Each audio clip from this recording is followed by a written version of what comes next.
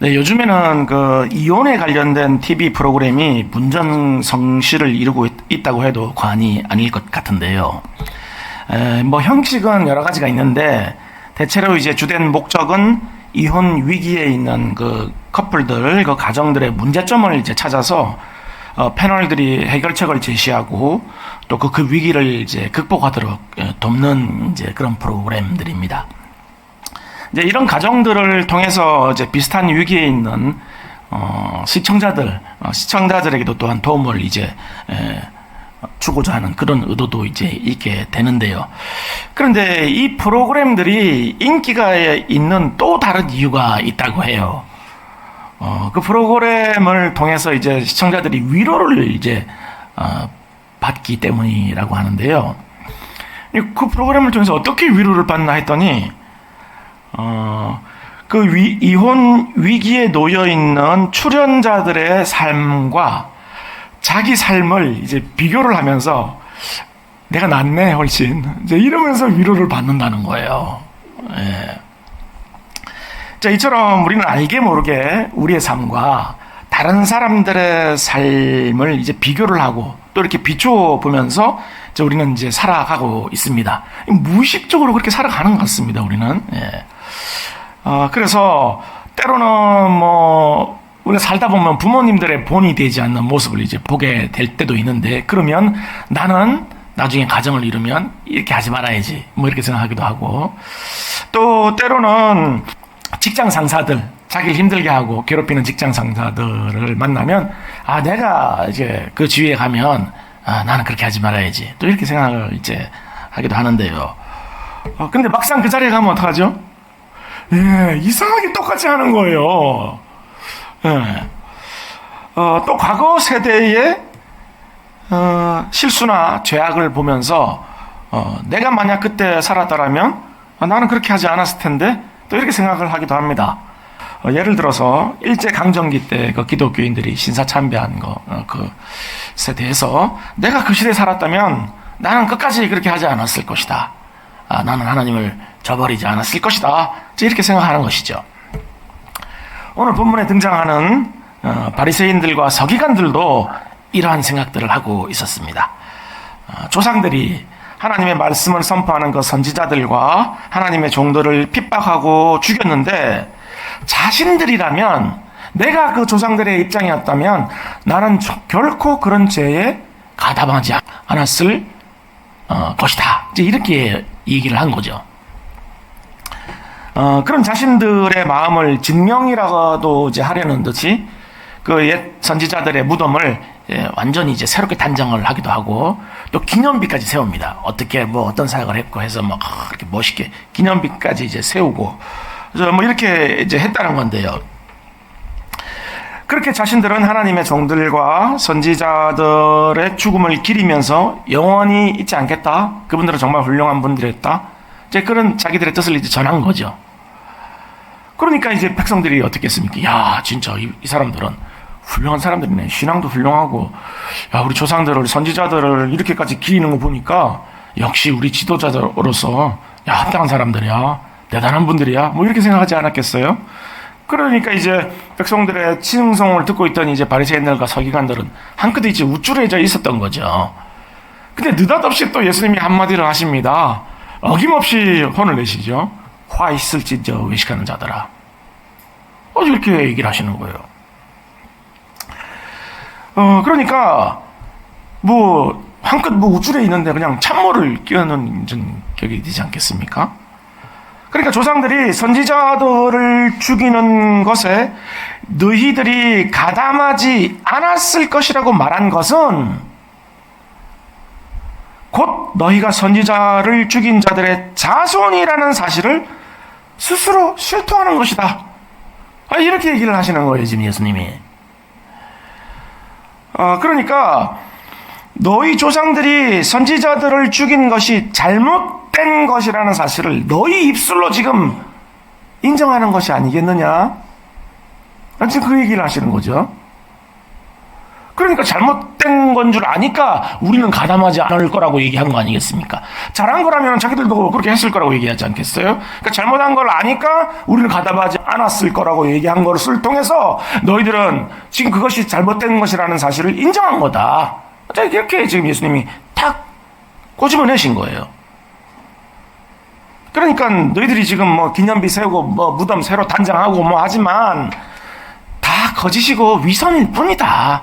지금 그 얘기를 하시는데요. 만약 그것이 너희 조상들이 선지자들을 죽인 게 정말 잘못된 것이라는 걸 안다면 너희들이 그런 일들을 할 것이 아니라 그 선지자들이 선포한 말씀을 통해서 회개하고 돌이켰을 것이다. 그 얘기를 하는 거예요. 지금 예수님이. 그리고 너희들이 만약에 회개하고 돌이켰으면 내가 하나님의 아들이고 메시아로 이 땅에 온 것을 너희들은 진작에 깨달았을 것이다. 그렇게 얘기하시는 거죠.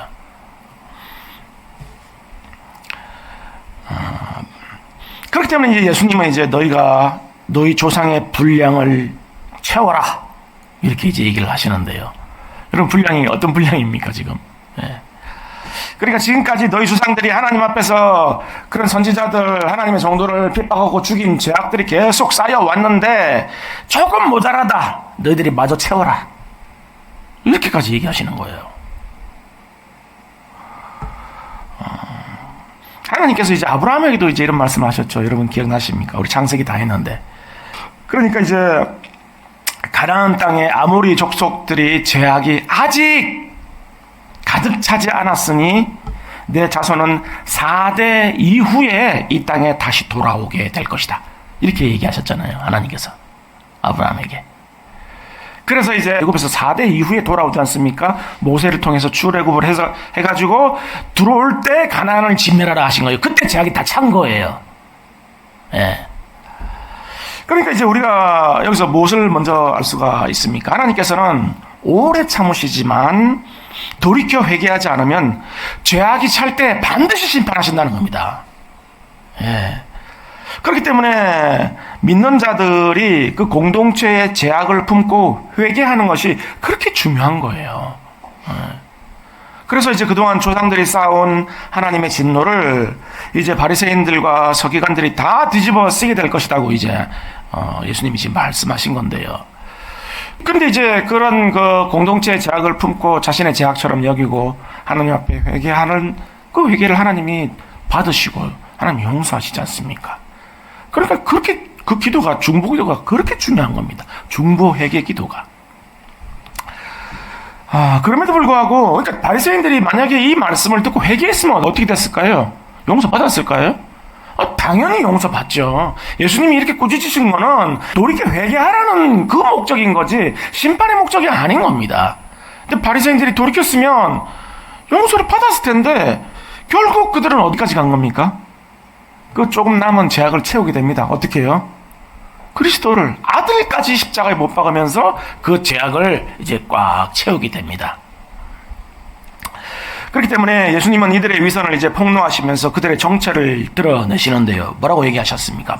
너희들은 뱀이자 독사의 새끼들이다. 이렇게 얘기를 하십니다. 그러니까 사탄의 자식이라는 거죠. 지금 사탄이 처음 사람을 유혹할 때 여러분 기억나시지 않습니까? 유혹할 때 어떻게 했습니까? 선악과를 이걸 먹으면 절대 죽지 않는다. 절대 죽지 않고 어떻게 된다고요? 하나님처럼 될 것이다.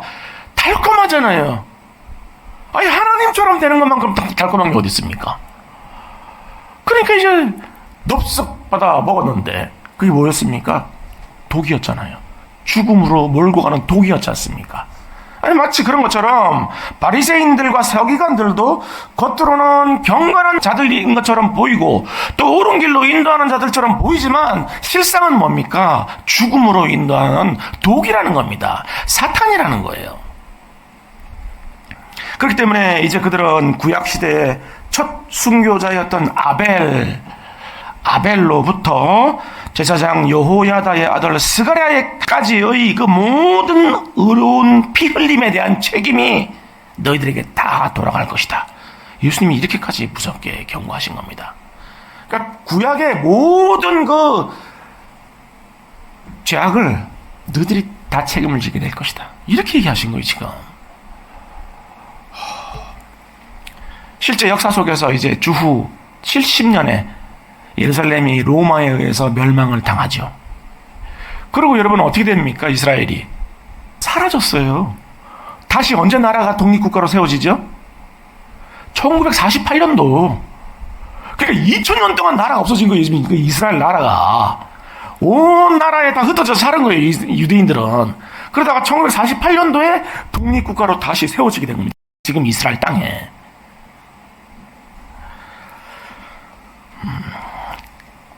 그런데 이제 이러한 바리새인들의 위선적인 모습을 보면서 우리가 계속해서 이제 생각하게 되는 것이 있는데요. 여러분들 바리새인과 서기관들 얘기가 나오면 여러분 어떤 생각이 드십니까? 저는 어떤 생각이 들었냐면, 야, 참 인간들 지도하다.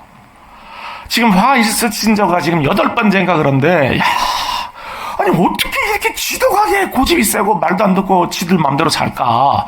살아있는 하나님 아들을 눈앞에 보면서도 어떻게 이렇게 살까? 그런 생각이 드는데 여러분도 그런 생각이 한 번쯤은 드셨을 것 같아요.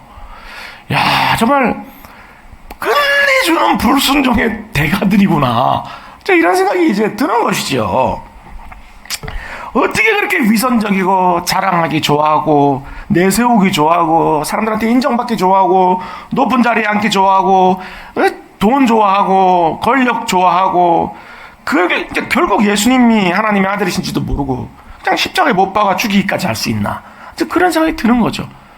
아니 종교 지도자였잖아요. 근데 세상 사람보다 훨씬 못한 거예요 지금 보면. 그럼 이제 따라오는 생각이 뭐냐면 내가 바리새인이었다면 그러지 않았을 텐데 이런 생각이 이제 드는 거예요. 그러니까 앞에 아니 이 인간들이 어떻게 이렇게까지 할 수 있나라는 생각은 그게 지금 이 생각이 내가 바리새인이라면 그렇게 하지 않았을 텐데 하는 생각이 묻어져 있는 거죠 지금. 예, 깔려 있는 거예요. 근데 여러분 놀랍지 않으십니까? 내가 조상들이라면 결코 선지자들을 죽이지 않았을 텐데 라고 생각한 바리새인들과 똑같이 생각하는 겁니다 지금 우리가.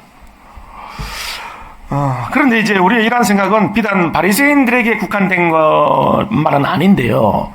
어떻게 하죠? 우리가 첫사람 아담이 이제 하나님께서 금하신 선악과를 범한 죄를 지은 것에 대해서도 어떻게 합니까? 나라면 절대 안 먹었을 텐데. 그거 안 먹는 게 그렇게 힘드냐? 쳐다나 보지도 않으면 되잖아. 자꾸 보니까 먹고 싶지. 나 같으면 절대 안 먹었을 텐데. 이제 이렇게 생각합니다, 우리는. 뿐만 아니죠. 베드로가 예수님을 부인했을 때. 3번이나 부인을 했어. 한 번도 지금, 너무너무 지금 부끄러울 판인데. 나 같으면 3번까지 그렇게 절대는 안 했을 것 같아. 이렇게 생각하는 겁니다, 우리는.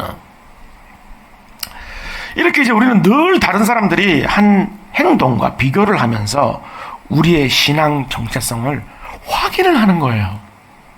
다른 사람과 비교를 하면서. 그러니까 이제 우리 신앙이 바리새인들과 별반 다르지 않다는 겁니다, 지금. 바리새인들도 자신들이 이제 조상들과 다르다고 이제 여겼지만 실상은 똑같은 것처럼 우리도 바리새인들과 다르다고 생각하지만 실상은 그들과 이제 별반 다를 바 없다는 것이죠. 이제 우리가 그것을 어떻게 할 수 있습니까? 우리가 아담의 불순종을 비판하면서도 어떻게 해요? 우리 똑같이 하나님 앞에 불순종하고 있잖아요, 지금. 그렇죠? 예. 베드로가 예수님을 부인한 거를 비판하면서도 똑같이 우리는 예수님을 입술로만 주인으로 여기고 여전히 우리를 주인으로 여기고 살아가는 겁니다, 지금. 그 바리새인들을 세속적인 그 바리새인들을 비판하면서도 똑같이 우리는 세상의 것을 추구하면서 살아가는 거죠. 그러니까 우리는 영락 없는 그냥 바리새인들이에요, 그냥. 그런데 이 바리새인들이 자신의 신앙이 옳다고 그렇게 착각을 하게 된 이유가 뭘까요, 여러분? 왜 이 사람들은 자기들이 옳다라고 생각하고 옵니까? 자신들의 그 신앙 행위 때문입니다. 그렇죠. 613가지나 되는 율법을 지키고 있으니까 나 같은 사람이 내가 이렇게 신앙생활을 하는 사람이 천국에 가지 못한다면 누가 도대체 천국 가지느냐? 그거예요, 지금. 그러니까 자신의 신앙의 정체성을 어디에 두고 있는 겁니까? 자기 행위에다 두고 있는 거잖아요. 그리고 다른 사람들과 비교하면서 나 같으면은 절대 그런 짓 안 했어. 내가 613가지나 되는 율법 조항 지키고 있는 내가 선지자들을 죽이겠어? 당신들과 비교를 해도 내가 그런 사람이 아니잖아. 다른 사람들의 신앙 행위를 비교를 하면서 거기에서 자기 신앙의 정체성을 찾고 있는 겁니다, 지금. 그런데 어쩌면 우리는 바리새인들보다 더 위선적이고 외식적일 수 있습니다. 왜입니까? 바리새인들은 예수님이 누군지 몰랐잖아요. 그러니까 핑계라도 될 수 있지. 우리 누군지 알잖아요, 예수님이. 예수님이 하나님의 아들이시고 메시아시고 우리 구세주라는 사실을 너무나도 확실하게 알고 있잖아요. 그런데도 왜 지금 예수님 말씀에 불순종하고 있다는 거죠, 지금. 예, 그러니까 우리는 어쩌면 바리새인들보다 더 위선적인 그런 신앙생활을 하고 있을 수도 있다는 겁니다, 지금. 그렇게 우리도 또한 하나님 말씀에 비추어서 우리 신앙을 돌아보는 것이 아니라 다른 사람들의 신앙생활과 비교를 하면서 그것으로 이제 우리의 신앙 정체성을 이제 확인하곤 하는데요. 뭐 이런 겁니다. 주일 예배만 드리는 분들 있지 않습니까? 그럼 이제 수요 예배를 드리는 분들은 저 주일 예배 드리는 분들보다는 내가 훨씬 신앙이 나. 이렇게 생각하는 거예요. 말은 안 하지만 그게 자기도 모르게 깔려 있는 거예요, 뱃속에. 그리고 이제 그 수요 예배까지 드리는 사람들은 입을 다물라. 나는 금요일 기도회까지 나온다. 이제 그런 거죠, 이제. 입을 다물라. 수요 예배까지 드리신 분들은 입을. 야, 서러워서 금요일에 나야 되겠다. 야, 서러워서 못 살겠다. 이런 거 아니겠어요? 그러니까 이제 또 누가 딱 나와줘. 금요일 기도회까지 드리는 사람들은 입을 다물라. 새벽 기도 매일 드리는다. 나는. 와, 이제 무릎을 꿇게 됩니다. 와, 새벽 기도 맨날, 야, 이게 어떻게 이게 가능한 거야? 새벽 기도 안 나오면 신앙인 취급도 안 해요. 새벽 기도 나오시는 분들은. 예. 출석부 가지고 다녀요. 아예 그냥 주머니에 자기 스스로. 그래서 다 체크하고. 김집사 왜 안 나왔어? 무시무시 막 교회가. 다른 사람하고 비교하면서 자기의 신앙의 정체성을 확인하는 겁니다. 그러니까 이제 어떤 목사님이 딱 점잖하게 오시는 거죠. 그러면서 지갑에서 명함을 하나 딱 끊어 주시는 거예요. 예, 40일 금식 기도 5번. 모두가 입을 딱 다물고 평정을, 완전 평정, 지존의 자리에 딱 올라가시는 선. 40일 금식 기도 5번. 와, 사람이 아니구나. 어느 목사님이 신령한 목사님 되시려고 40일 금식 기도에 도전하셨습니다. 근데 이제 이틀 남겨두고 38일 만에 내려오셨답니다. 궁금하시죠? 왜 이틀만 남겨두고 이틀만 더 참으면 되는데, 지존에 올라가시는데, 일주일 되는 날 너무 배가 고파가지고 정신이 혼미해가지고 막 정신없이 내려왔대요. 기도원에서 내려와가지고 상점에 가셔서 사탕을 한 봉다리 사셨답니다. 사탕 하나만 먹자. 사탕 하나 사가지고 이제 오셨는데, 이제 또 아무도 없는 데서 산에 이제 다시 올라오면서 산에서 하나 드셨대요. 어떻게 됐겠어요? 눈에서 비늘이 벗어지는 거야. 확 새로운 세상이 열리는 거지. 와, 얼마나 맛있었겠습니까? 근데 그것도 잠시 죄책감이 확 몰려오는 거 아니겠어요? 내가 지금 40일 금식기도하러 올라와가지고 사탕 하나 먹고 이게 뭐냐 이게 막 자괴감이 드는 거죠. 그리고 사탕 봉지를 던지셨대요. 던지고 올라가자. 회개하고 돌이켜서 올라가자. 그러고 올라가셨는데, 그래가지고 올라갔는데 또 일주일 지나니까 그 버렸던 사탕 봉지가 눈앞에 계속 하더라는 겁니다. 그래가지고 어디다 버렸더라 생각을 해가지고 그 사탕 봉지를 찾으러 내려오셨는데 안 보이더래요, 사탕 봉지가. 뭐 산짐승이 물고 갔는지 아니면 다른 사람들이 등산하다가 주워갔는지 안 보이더래요. 그래가지고 너무 섭섭해가지고 그 근처에 보니까 뭐 열매 비슷한 게 매달려 있어가지고 아이고 배고파라가지고 그걸 먹고 와 맛있다 그러는데 또 죄책감이 확 몰려. 하나님. 그리고 또 올라가셨대요. 그래가지고 이제 2주밖에 안 지났잖아요. 40일인데 10살밖에 안 지났잖아요.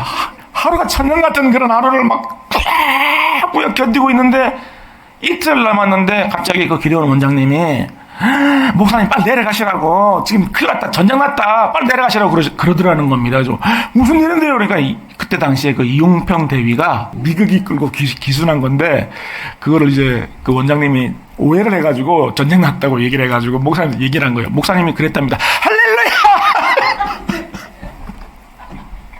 전쟁이고 뭐시고 빨리 내려가서 밥 먹어야 되겠다. 여러분 40일 금식 기도에다가 지금 여러분의 신앙의 정체성을 거기서 확인하면 되시겠습니까? 우리가 그러고 있는 거예요. 물론 저는 40일 금식 기도를 폄하할 생각 없습니다. 아니 하나님 앞에 자기 죄된 그 본성을 깨트리고 꺾고 그 앞에서 하나님 닮기 위해서 그 40일 금식 기도로 하나님 앞에 이렇게 몸부림치고 있다면 그 얼마나 귀한 금식이겠습니까? 그런데 그렇지를 않고 거기서 우리 신앙을 확인하려고 그러는 거예요. 그 행위를 통해서. 그게 잘못됐다는 거죠, 그게. 바리새인들이 613가지 자기 그 율법 조항을 지키는 것으로 자기 신앙 정체성을 확인하려고 한 것처럼 그렇게 하면 안 된다는 겁니다. 그게 옳지 않다는 거예요. 지금 예수님은 그 말씀을 하고 계신 거예요. 그렇다면 우리의 신앙의 정체성을 우리는 어디서 찾아야 할까요? 그러니까 교회를 다니고 있는 행위에서 찾을 것이 아니라 그 내용에서 의미를 찾아야 되는데요. 교회라는 말은 헬라어 원어에서 보면 에클레시아라는 말입니다. 그 에클레시아라는 말은 밖으로 불러내다라는 그런 의미를 가지고 있어요. 그러니까 세상에서 불러낸 사람인 거예요.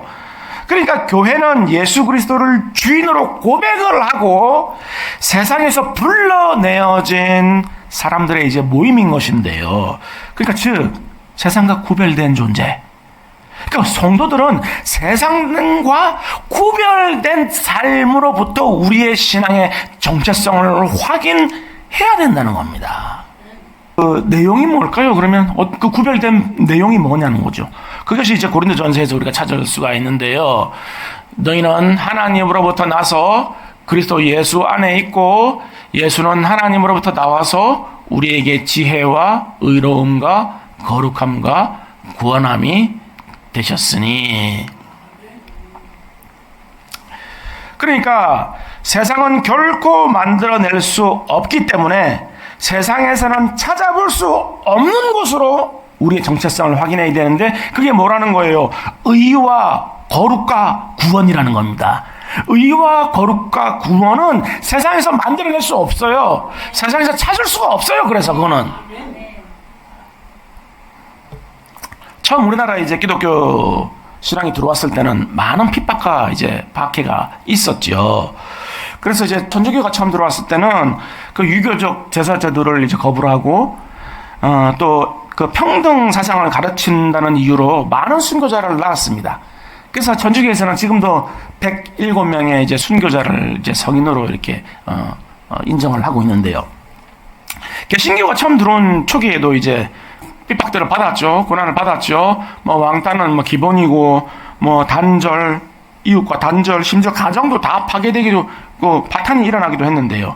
특별히 이제 일제 강점기 때 그 신사참배 거부와 그다음에 독립운동에 참여한 사실로 인해서 기독교가 엄청난 탄압을 받았습니다. 그러니까 그때는 신사참배를 거부하다 순교하신 그 주기철 목사님이 일사가고 여러분 들어보셨죠? 일사가고의 신앙이 요구되었어요. 근데 당시에는. 그래서 이제 늘 나오는 말이 뭡니까? 죽으면 지구리라는 거예요. 예. 그러니까 예수를 믿는 게 목숨을 걸어야 되는 그런 시절이었던 거죠. 그때는. 그런데 이제 그런 어렵고 힘든 시간들을 이제 극복해 나가면서 자연스럽게 이제 신앙도 사회적 분위기에 편승을 하게 되는데요. 그때 이제 우리가 한참 우리가 막 외치고 그 막 모토로 삼았던 게 잘 살아보세였지 않습니까? 그죠? 잘 살아보세. 아직 외우시죠, 여러분? 잘 살아보세. 잘 살아야 돼. 하여튼 어쨌든 간에. 그러니까 교회도 그 분위기에 편승을 한 거예요. 네. 그래서 잘 살게 되는 것으로 어떻게 됩니까? 자기의 신앙을 확인을 하는 겁니다.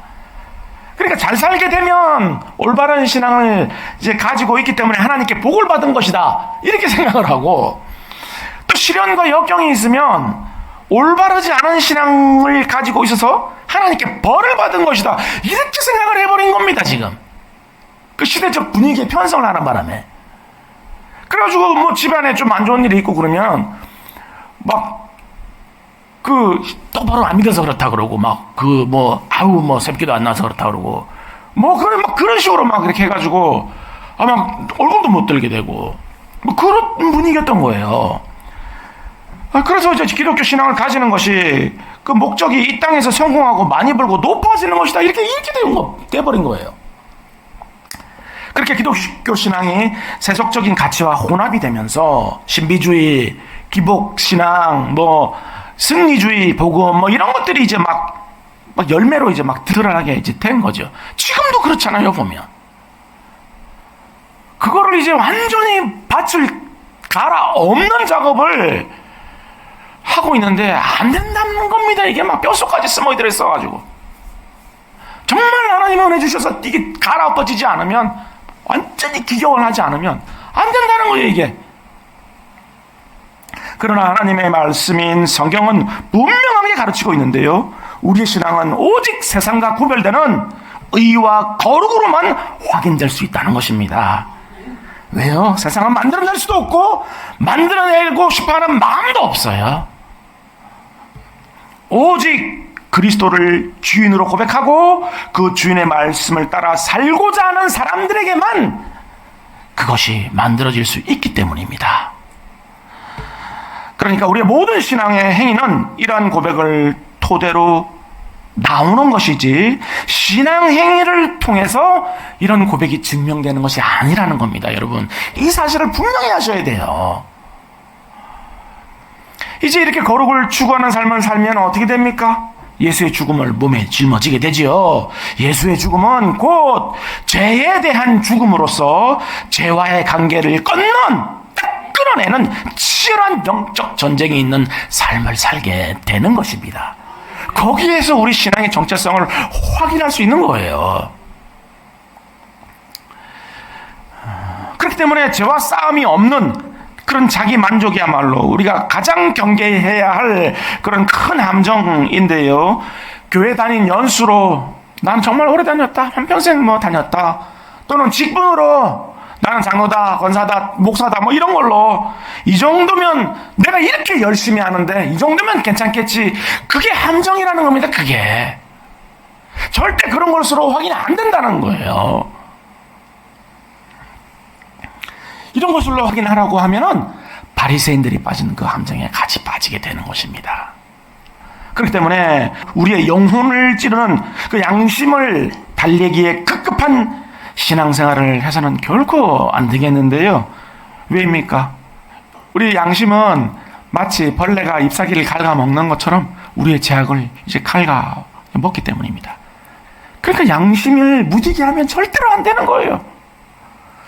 22년도, 그러니까 3년 전입니까? 9월 7일 날 대전지법에서 그 아동학대 살해 혐의로 항소심 선고 공판이 이제 열렸는데요. 엄마가 30살 된 엄마입니다. 엄마고, 아들이 6살 난 아들인데 지적 장애가 있는 아들이었어요.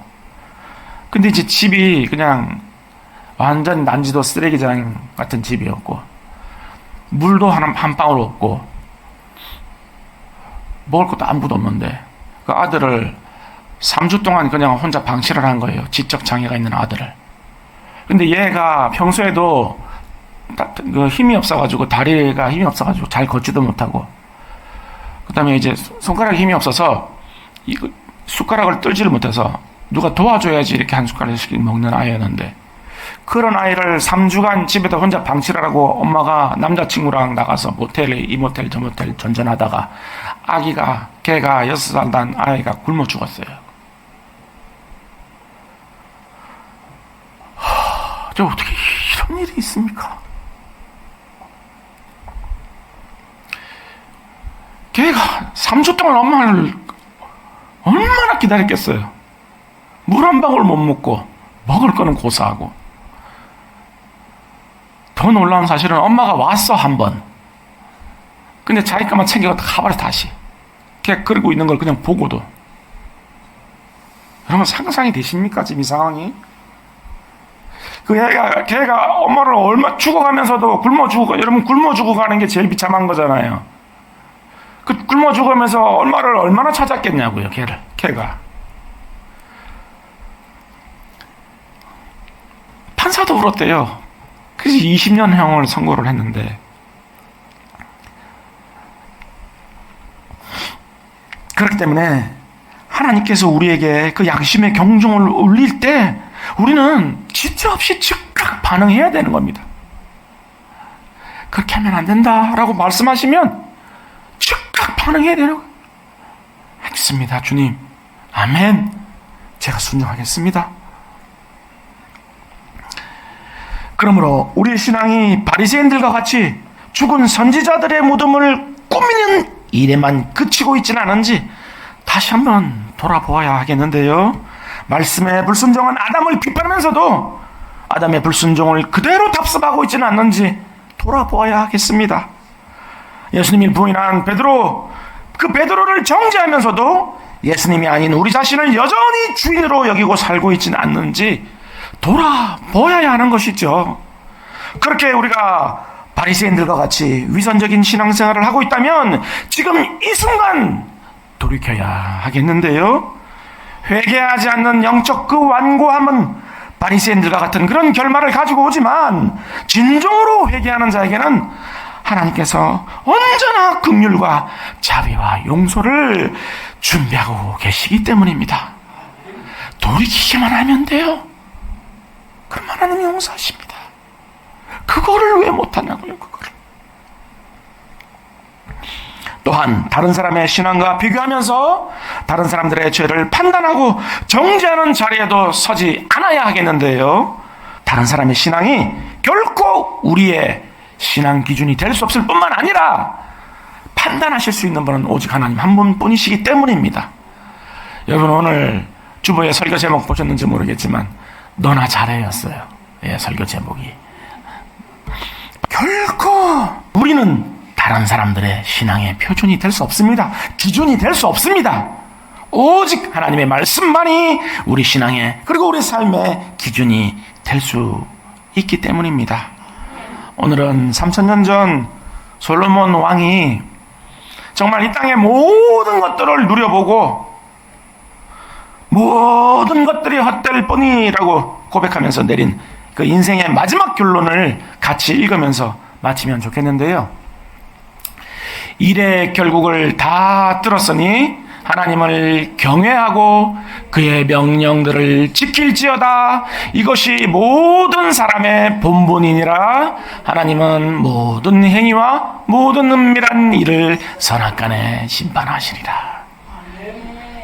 이게 세상에서 가장 지혜로웠던 사람의 마지막 인생의 결론입니다. 이게 인생은 그냥 하나님을 경외하고 그분의 말씀에 순종하는 것이 인생이다. 결론을 내려버렸어요. 그리고 그 후에는 이 땅을 거쳐간 모든 사람들은 하나님의 심판대 앞에 서게 될 것이다. 그렇게 결론을 내린 거예요. 그러므로 우리의 그 모든 외식과 위선들 다 그리스도 발 앞에 내려놓고 겸손과 순종으로 하나님 앞에 나가야 하겠는데요. 그럴 때 이 세상은 결코 만들어낼 수도 없고 줄 수도 없는 그 값진 하늘의 보석인 의와 거룩과 구원의 열매가 여러분들 삶에 풍성하게 맺어지게 될 것입니다. 이 시간 오직 하나님 앞에서만 신실하고 충성되게 살아가는 여러분 모두가 될 수 있기를 주님의 이름으로 간절히 축원하겠습니다.